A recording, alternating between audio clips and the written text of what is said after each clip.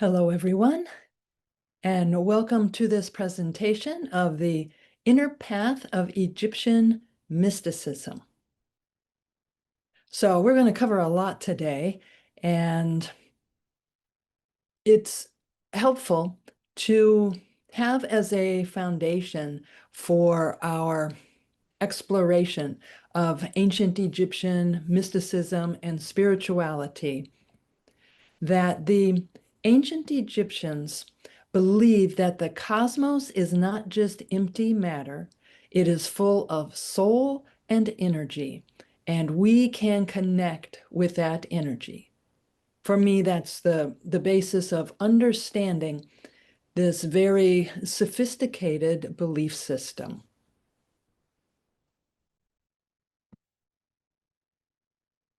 The ancient Egyptians believed that there were 9 aspects of the soul. The first one, many of us are familiar with this. We've heard of the Ka. This is a double of the body that represents the life force or essence of the person. And the Ka is created at the same time as the living body. Then there is the Ba, and this is a person's presence in the world, the effect a person has on the world around them.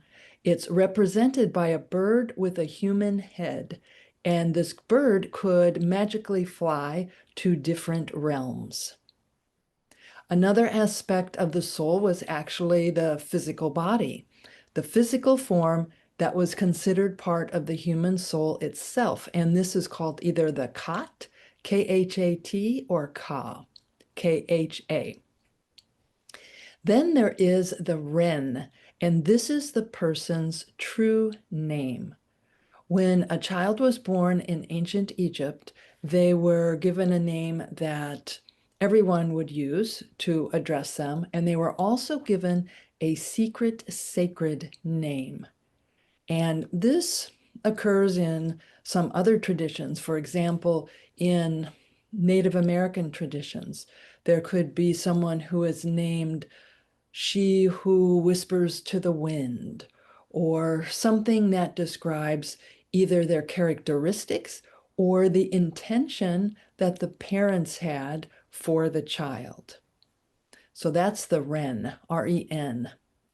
Then we have the heart of the person, and this is the center of moral awareness and the center of thought. The ancient Egyptians did not use vowels, so no one's certain if this heart center is called the Ab or the Ib, but it's something like that. And this is that part of us that knows what's right and wrong. It's our conscience. Then we have the Shuyet, and this is the shadow. A person's shadow required protection and provided protection. The Akh, A-K-H, is created by the successful union of the first 2 aspects that I mentioned, the Ka and the Ba. And this is the goal of every ancient Egyptian, that they manifest or activate the effective spirit. This is the Akh, A-K-H. Then there is the Sahu, which is an aspect of the Akh, and it would appear either in dreams or as a ghost. And then the Sekhem is another aspect of the Akh. It manifested itself as the power to control one's surroundings and outcomes. So you can see that this is a very sophisticated belief system. This is a statue of the pharaoh Thutmoses III at Rosicrucian Park. This is at the corner of Rosicrucian Park. And the reason we have this statue there is because H. Spencer Lewis credited Thutmoses III with uniting all the mystery schools in ancient Egypt. And he reigned from 1482 to 1425 BCE. Stephen Armstrong, who was our research librarian, and our Egyptologist, Lisa Schwapek Sheriff, proposed that not only did Thutmoses III unite the mystery schools together, but also that Pharaoh Hatshepsut, who was Thutmoses III's stepmother, and they jointly reigned. And there's evidence that shows that it was actually Hatshepsut's vizier, her head advisor, who made the proclamation to bring these mystery schools together. So more recent research shows that not only did Thutmoses III unite the mystery schools, but this was also done with Queen Hatshepsut. This is a temple that is in the Karnak complex in Egypt. And the name of this, I said it's a temple, it's actually a monument. It's called the Akh Menu, the monument to the Akh. So again, the Akh is the illumined, radiant, glorious spirit. It's what becomes, or it's what the initiated person becomes. And this was the goal of every Egyptian. It's the transfigured spirit of a person that becomes one with the light after death or transition. That's what the Akh is. And this building still exists in the Karnak complex, and it is a monument to the Akh, to this illumined spirit. And Thutmoses III, we don't know if Hatshepsut was present for these meetings, but Thutmoses III held meetings of the leaders of the different mystery schools in this very building. And we can presume that probably initiations took place there too. This is the tomb of Thutmoses III. And you can see on the walls, it's kind of a yellow color. And this is to imitate papyrus. And around the walls of Thutmoses III's tomb are text written, and it's a book called the Book of the Secret Room. It's also called the Am Duat. The Duat, spelled either D-W-A-T or D-U-A-T, is a magical realm that is the place of pure potential. Everything that manifests in the universe starts in this magical realm. Just like an acorn is the potential, it has all the potential for a huge oak tree.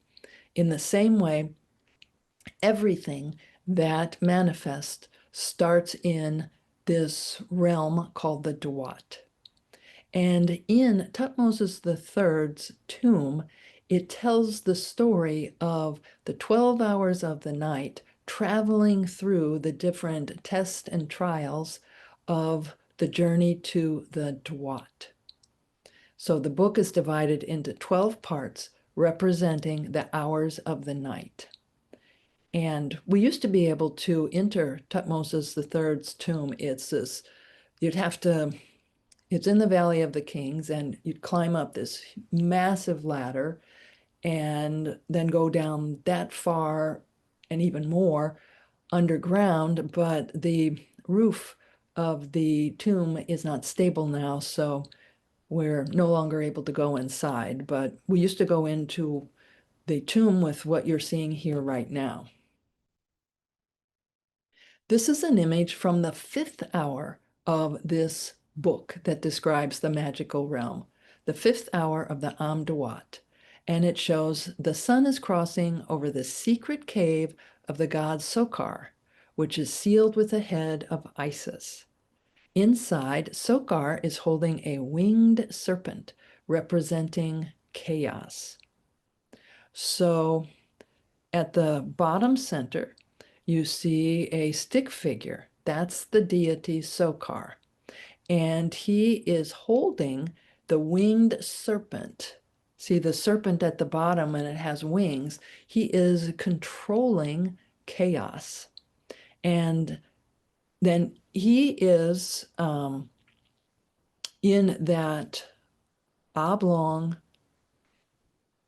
figure there. And directly above that, at the center top of this image, is Isis, who has sealed this secret cave of the god Sokar. So this is part of the story of the Am Duat, or the story of the Duat. Here in the center, we see a scarab with the sun, and this represents pure potentiality, the source of all that will manifest in the universe. And the Egyptians would often use the scarab beetle, that insect that you see in the center here, to represent regeneration and renewal, because these amazing insects still today will lay their eggs in dung, in manure, and they will make little balls and put their little balls of the dung and put their eggs inside. And then they will roll these eggs across, they'll roll the ball across the sand. It's amazing when you consider how small they are and how far they take these balls. And it looked like there was nothing there, just this little mud ball or this little ball of dung. But when the babies are born, when the baby scarabs are born, here is life coming out of something that looks like it couldn't contain life.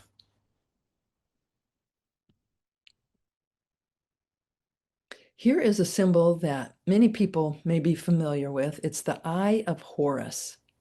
This symbolizes protection, royal power, and healing, derived from the Egyptian myth where the god Horus's eye was lost and restored after a battle with his uncle Set. So you've probably heard of the battle between Osiris and Set. And Horus, the falcon-headed deity, is the son of Osiris. This also is known as the Wadjet, and the symbol represents good health, mental clarity, and the unity of cosmic order. So Set and Osiris were in an epic battle and representing good and its opposite. And Set killed his brother Osiris, but Osiris was magically brought back to life. And then Set decided he was going to do this permanently.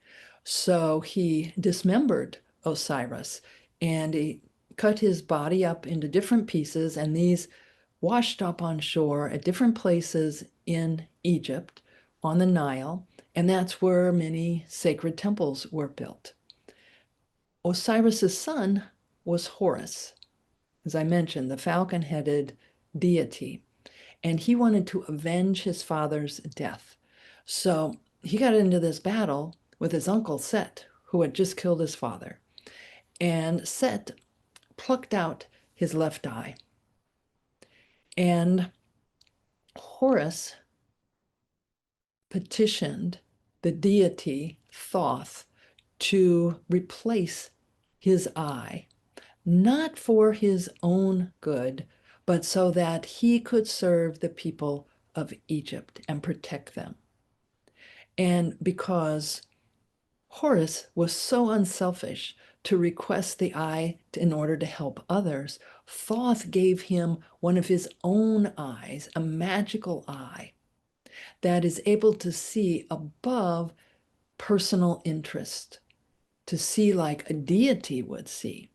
So the symbol on the left, the Eye of Horus, this is actually a ring in your museum, in the Rosicrucian Egyptian Museum. And it shows that eye of Horus that was given to him by Thoth. So Thutmoses III, we have the text of his coronation when he was made king. And it says, he, referring to the deity Amun-Ra, opened for me the doors of heaven and unfolded the gates of the Akhet, a place of spiritual transformation. So Thutmoses III is talking about this experience that he had. He says, I rose to heaven as a divine falcon and saw his secret image in heaven. I worshiped his majesty. I was infused with all his Akh power. Remember, this is the luminous spiritual power and instructed in the wisdom of the deities. So in this image, we see Horus on the right, the falcon-headed deity who represented the pharaoh. And when someone was a prince, he was called Horus in the nest. And in front of Horus, to the left, you see a figure that looks like a bird. This is Thoth, the ancient Egyptian deity Thoth. And he is the keeper of the mysteries. He is believed to have invented writing and hieroglyphs and records everything that happens. So he is sharing with Horus, the symbol for the pharaoh, the Eye of Horus, that, again, as we just saw, symbolizes protection, royal power, and healing. And for all initiates, it represents good health, mental clarity, and the unity of cosmic order. So that's what this symbol is.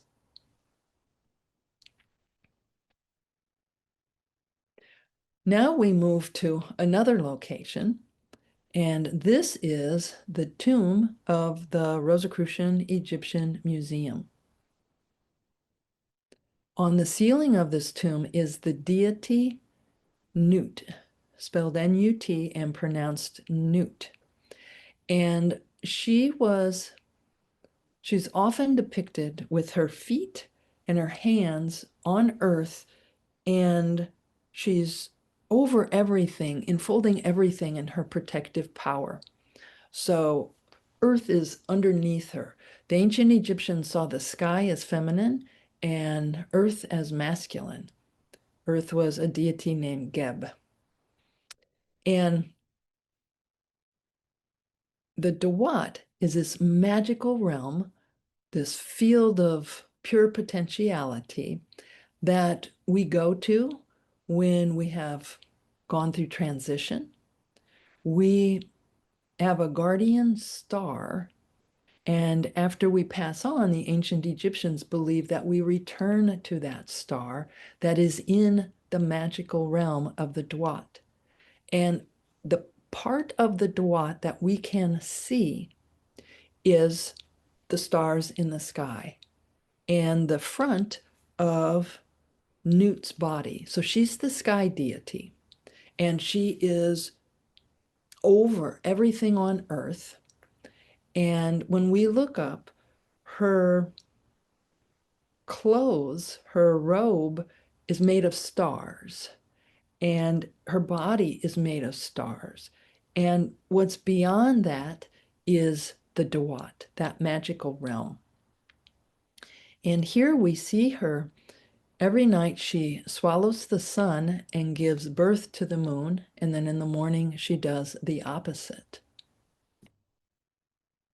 Here's a close-up of that image in the tomb. So you can see that on her body, the stars, that is the part of the Duat that we can see. The ancient Egyptians believed that Earth was a reflection of what exists in the Duat, that there is everything on Earth has its double in the Duat, including the creation story, everything that exists on Earth. The ancient Egyptians believed that there was a big bang that resulted in a primordial ocean, and out of that rose a mound, and around that papyrus grew. So land came out of the ocean after the Big Bang, which of course sounds very much like the more modern creation story of the Big Bang. And they would build their temples based on this model. The hypostyle hall mimicked a thicket of papyrus that grew in the swampy edges around the primeval mound. And many temples in ancient Egypt had the same design. You'd walk through pylons to enter a great courtyard, and a lot of people could go there. But then it became more restricted, and only the initiates would be able to go farther and farther into the temple until you get to the Holy of Holies. And there, only the high priest and the pharaoh could go into what's shown on here as the naos. And this is the temple of Isis at Philae. And you can see that this is that typical design with the swamp. You go through the swampy area until you get to the Holy of Holies at the very end.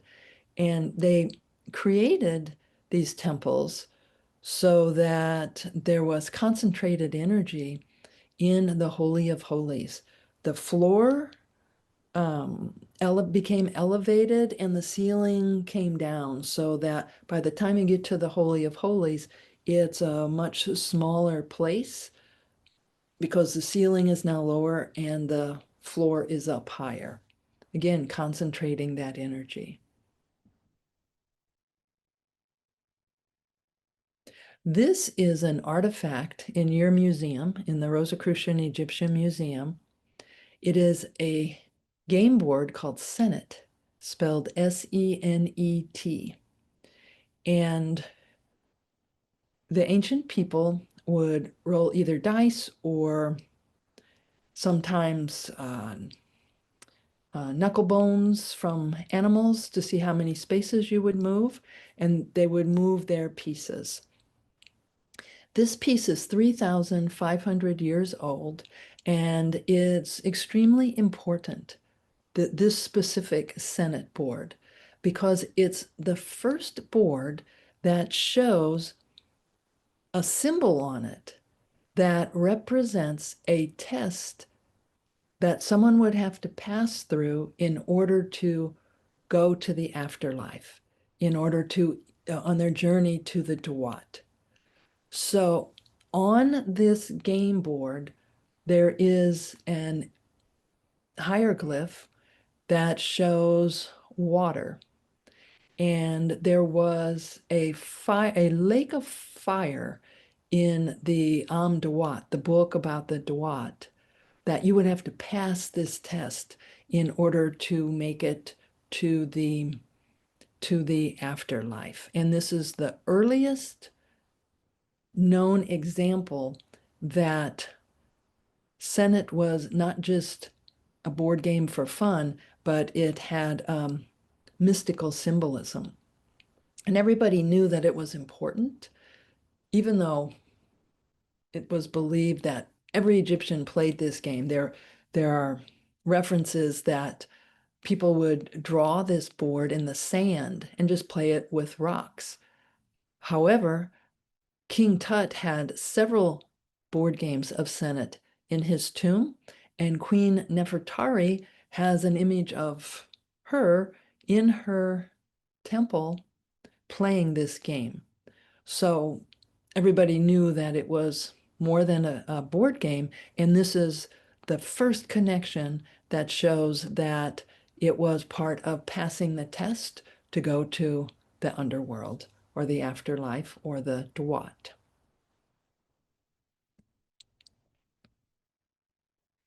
This is an artifact in the Rosicrucian Egyptian Museum, and it is an incense burner. The extended hand would have had a cup on the end, and the figure in the middle is the pharaoh, and there would have been little pieces of charcoal in that image in front of him. And someone in an ancient temple in Egypt would have used tweezers to take a piece of charcoal and put it in the cup that was on top of the hand, because in that cup there was incense. So this is an incense burner, and the hand extends the fragrance of the incense.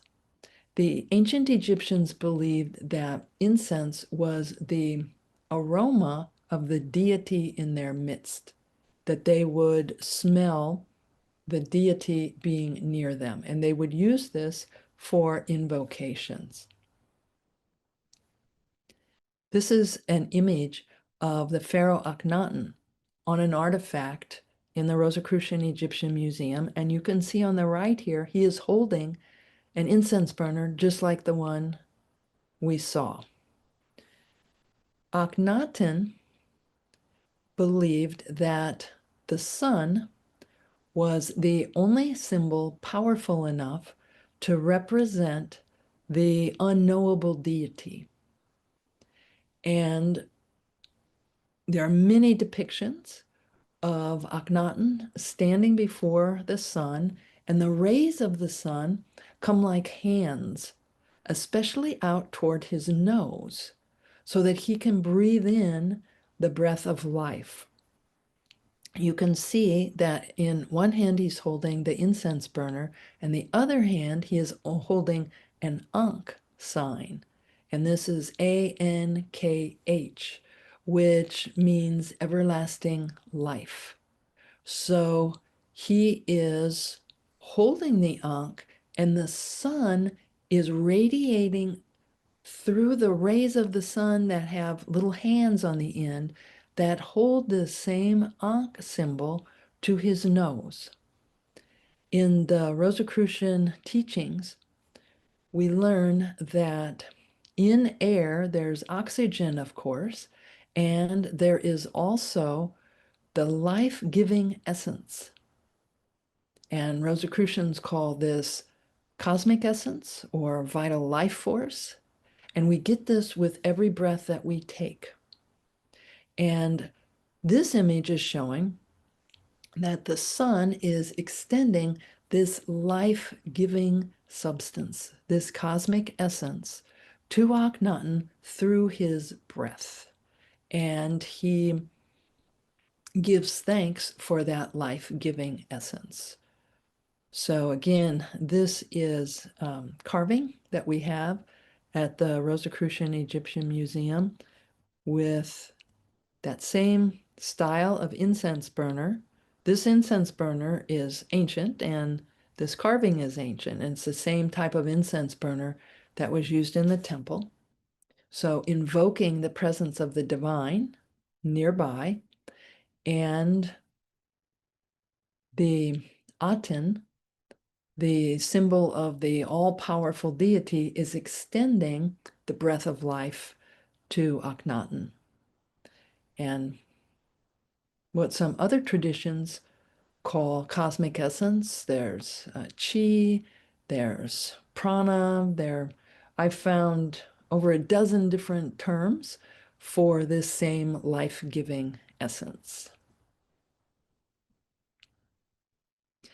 This image is not from the Rosicrucian Egyptian Museum, and it's one of my favorites anywhere. It's in the Brooklyn Museum. And I'm including it here because this is an artifact that's 5,500 years old, and this is a priestess. There are two other figurines that were found with this, and she's wearing a skirt, and she's probably doing a ritual dance. And at first, people called her Bird Woman because they thought that she had a bird head. And it may be that she flies and can see from great heights, but it's also very possible that they exaggerated her nose because she is breathing in the life-giving essence, and that she's definitely the most important figure in the figures that were found together, and she is the leader and the priestess who appears to be performing a ritual dance.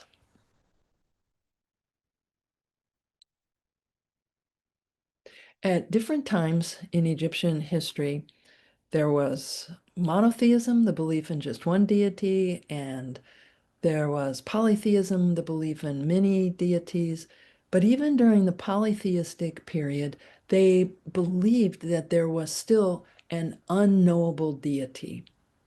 And we can see how they created the different aspects of the divine by imagining light that goes into a prism. So if you've ever seen this before, if you put white light through a prism, what comes out the other side? Colors of the rainbow. And in this same way, when the divine manifests in this plane, there are different characteristics, different aspects of the divine, and that's what these colors are. So if you have a goddess of healing and a goddess of joy and a god of courage, you have all these different aspects. They are those different colors. As the divine manifests in our world, there are different characteristics or different aspects. The ancient Egyptians called these necher, necheru or necher, and they are those aspects of the divine that have power. As I mentioned at the beginning of this presentation, that the ancient Egyptians did not see empty space as being empty. They saw it as full of energy, and they could attune with that energy. So they would create deities that represented courage or healing or um, protection, whatever it is. They would create deities that they could relate to. And here is a very important deity from ancient Egypt. This is the goddess Isis. I mentioned that Osiris and his brother Set had epic battles, and Isis was married to Osiris. The first time he was killed by Set, Isis helped to bring him back to life. And she was kind of a secondary figure in this earliest story, although an essential figure. But as time went on, she became more and more powerful. This is an image showing Thutmoses III, who we spoke about just a while ago. And that tree that you see is actually Isis. She is represented as the sacred sycamore tree. And it's a different tree than the sycamore in the United States. We don't have the same sycamore tree. And so she is nourishing the pharaoh, Thutmoses III. That's a representation of Isis. And then we have during the Roman period, this is the Roman Isis, who was worshipped by some of the Roman emperors. So we went, this is over a period of thousands of years that she went from a secondary figure to eventually becoming the queen of the universe and the master of fate. This image was drawn by a member of the order, Michael Bull, and we were in a class together where we explored the amazing transformation of Isis. And there's a book called The Golden Ass, which was written by an ancient Roman, and it's the story of a man who, through the misuse of magic, accidentally turns himself into an ass or a donkey. And all he has to do to turn back into a human is eat a rose. But there's always some reason why he can't do it. For example, one time there was a rose right there, and the donkey could have eaten the rose and been restored to his human form, but he had just witnessed two people murder someone. And if he became a human again, they would attack him. So he couldn't eat the rose. So finally, the character in this story is just so distraught, and he has a dream where the goddess Isis comes to him, and as the loving source takes him into her arms and her heart. And she explains that she's known by many names, and the author shares the names throughout many different traditions. So this is the character, Apuleius, just before, or the character Lucius, just before he is transformed and becomes devoted to the goddess Isis. You can find this book. It's considered to be the first novel, and the book Gulliver's Travels is based on this same theme.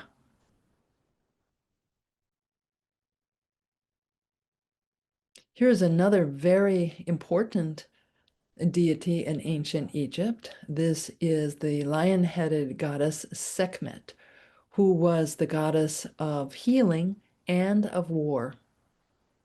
Often the ancient Egyptians would include opposite characteristics in a deity. And this is a statue in the Rosicrucian Egyptian Museum.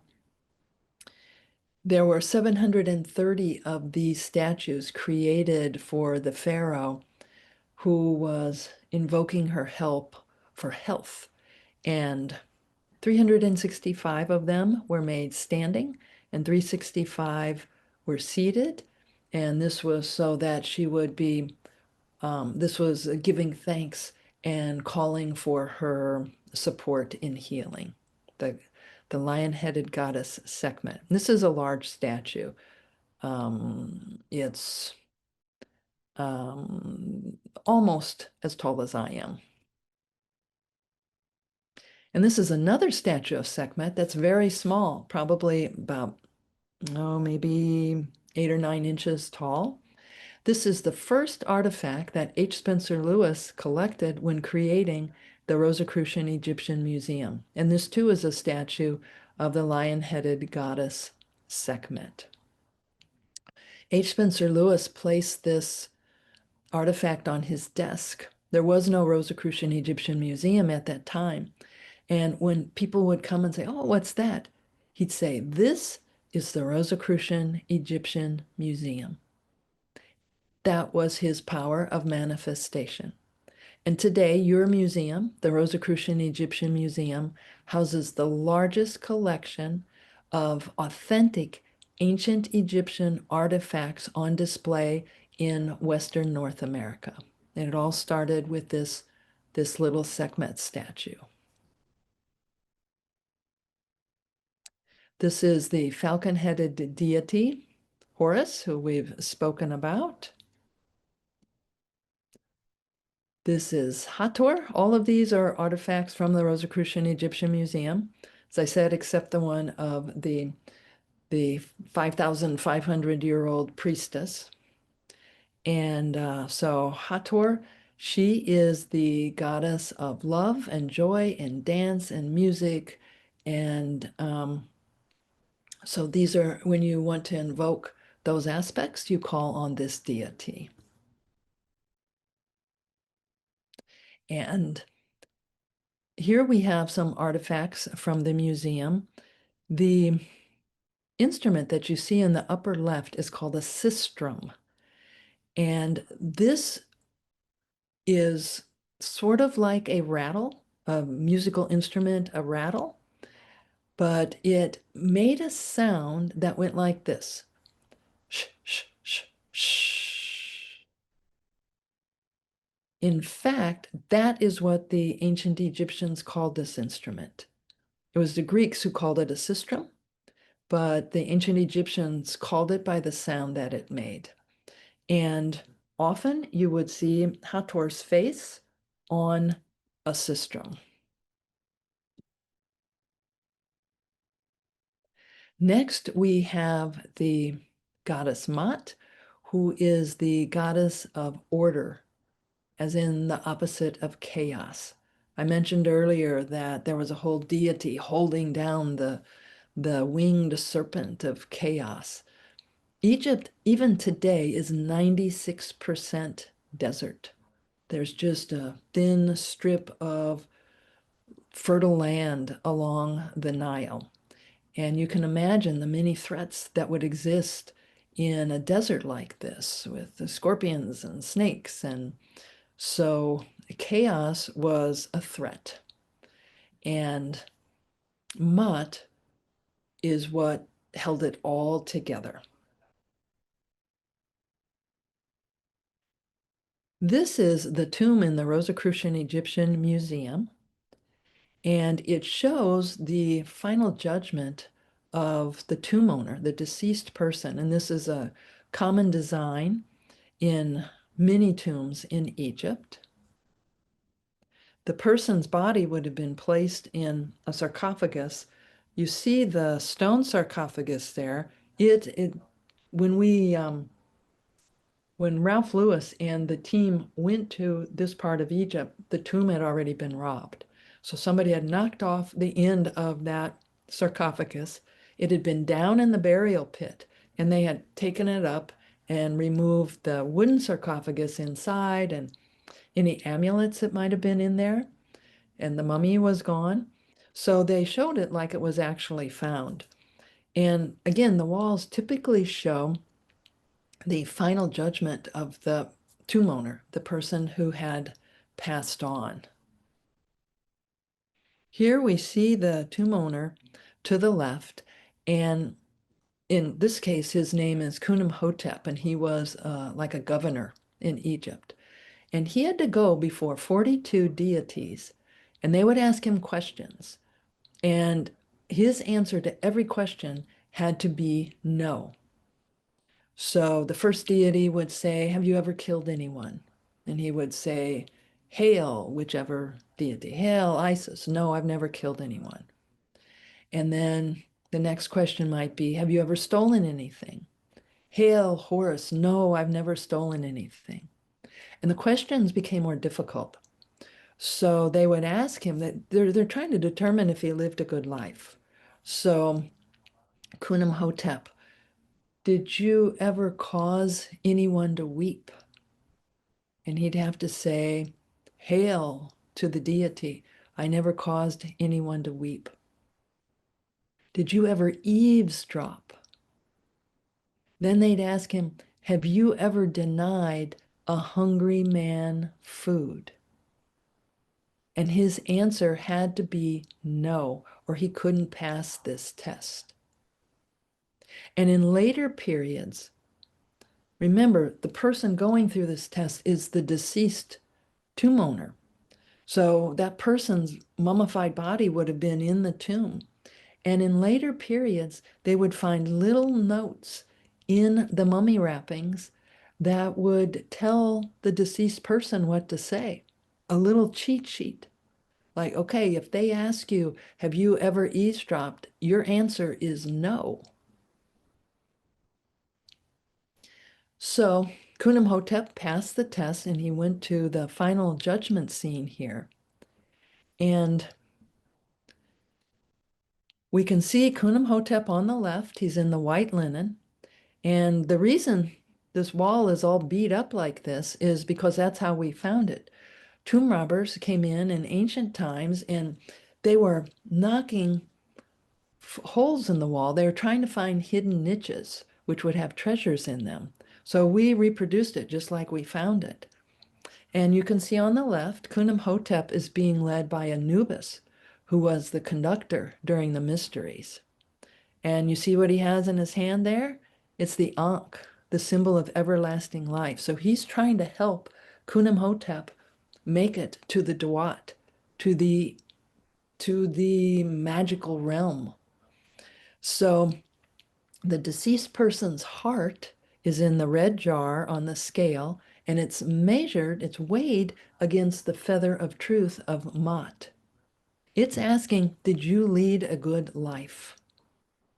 And then to the right here, we have, again, that bird figure, Thoth, the keeper of the mysteries, and he's writing down everything. He records everything that ever happened.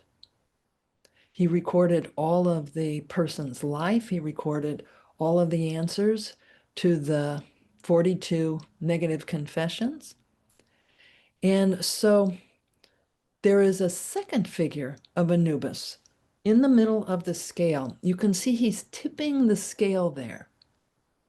So he's trying to help the deceased person. Okay, maybe you eavesdropped. Maybe you caused some people to weep. So he's trying to help the deceased person. And in all the tombs, the person passes the final judgment. So over to the right here, you see Khnum-Hotep again. This time his face had been chiseled away. Sometimes that was to disempower a person, to take their power away if you chiseled out their face. But they probably would have done that to one of the deities as well. So we don't know. But in any case, that's Khnum-Hotep, and he passed the test. Here he is with Horus, the falcon-headed deity, again holding the symbol for everlasting life, the Ankh, and he is motioning toward the next scene, which shows Osiris and the path to the Duat. So the tomb owner was successful in the final judgment. I mentioned Anubis here, and again, he's shown as it's a deity who is known for being the conductor of the initiates. So from a Rosicrucian perspective, the people who studied in the ancient mystery schools participated in initiations. They were initiated, and they not only had the experiences of after they passed on to go to the Duat, but they had shamanic experiences where they could interact with other realms during this lifetime.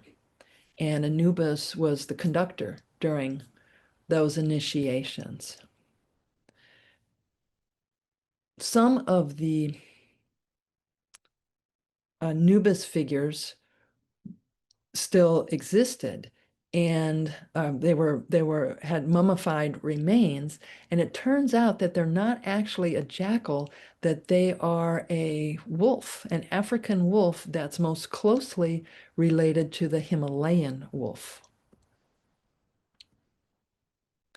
And so here we have again the final judgment scene where Khnum-Hotep passes the test with the help of Anubis, with the help of Horus, leading him to the afterlife.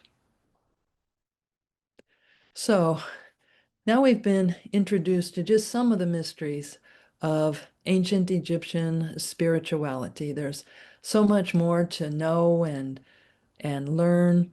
Again, when approaching these mysteries, it's essential to understand that the ancient Egyptians believed that they were swimming in a sea of energy, which reflects a Rosicrucian belief that we are beings of energy swimming in an ocean of energy, and that we can, through certain practices, interact with and connect with these other realms. Thank you very much.